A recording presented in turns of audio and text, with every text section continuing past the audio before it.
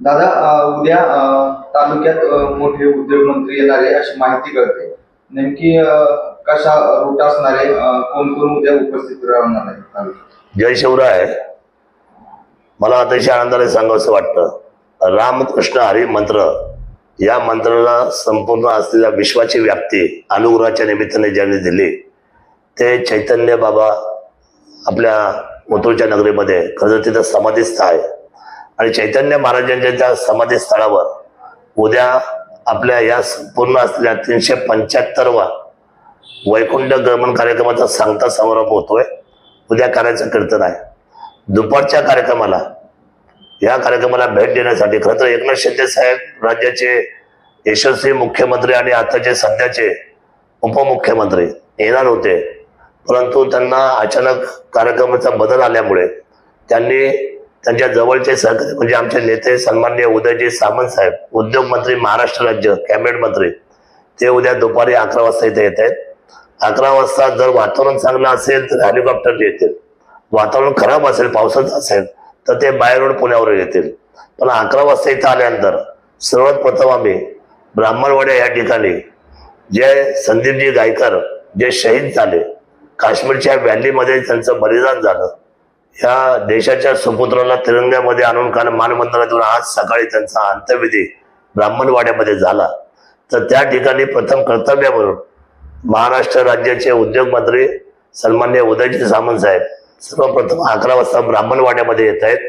तिथं त्या कुटुंबाची भेट घेऊन सांत्वन करणार आहे, त्या गावाला भेटणार आहे आणि तिथून नंतर मग 12च्या दरम्यान ते ओतूरच्या असलेल्या कीर्तनाला भेट देणार आहे, त्याच्यात सहभागी होणार आहे। 12:30 नंतर रायगड जे आपलं कार्यालय आहे टोल नाका जवळ आपल्या आळेफाट्याच्या चाळकवाडी पिंपळवाडीच्या तिथे आपल्या सर्व असलेल्या शिवसैनिकांची भेट घेणार आहे। तिथे काही लोकांचे सभासद फॉर्म सुद्धा आपण भरून घेणार आहे। माझी विनंती आहे आपल्या सर्वांना, तमाम शिवसैनिकांना, आपण मोठ्या संख्येने उदयजी सामंत साहेबांचं स्वागत आपण करूच, परंतु आपण त्यावेळेला कार्यालयामध्ये पोहोचू तर आपल्या रायगड ह्या असलेल्या संपर्क कार्यालयावर आपण सर्वांनी आदरणीय उदयजी सामंत साहेबांची भेट घ्यायला यावी। दुसरी गोष्ट, ओतूरचा हा समागमाचा खरं तर अंतिम टप्पा हा संध्याकाळचा आहे, कालाच्या करता संध्याकाळी होणार आहे। मग अशा वेळेला सन्माननीय एकनाथजी शिंदे साहेबांनी सांगितलं की संध्याकाळच्या कार्यक्रमाला सुद्धा आपण एक मंत्री पाठवूया आणि आपण त्या वारकऱ्यांच्या पाठीमागं उभं राहूया महाराष्ट्र राज्याच्या। आणि त्याच आपुलकीच्या भावाने एकनाथ शिंदे साहेबांनी दुसरे मंत्री आपल्या राज्याचे शालेय कॅबिनेट मंत्री सन्माननीय दादाभाऊजी भुसे, जे दादाभाऊजी भुसे अनेक वर्ष ह्या मंत्रिमंडळामध्ये काम करतात, आपल्याला कल्पना आहे, ते उद्या संध्याकाळी ओतूरच्या कार्यक्रमाला बरोबर संध्याकाळी 7 वाजता पोहोचतायत। त्यांचं सुद्धा आपण त्या ठिकाणी स्वागत करूया आणि या कार्यक्रमाला जास्तीत जास्त उद्याच्या ओतूर या ठिकाणी यावं। कालपर्यंत आलेल्या सर्व गाड्यांचं डिझेलच्या खर्चाची सोय जी माझ्यावर जबाबदारी दिली होती ती प्रामाणिकपणे मी केली आणि सर्व लोकांची सेवा करायचा आटोकाट प्रयत्न केलेला आहे।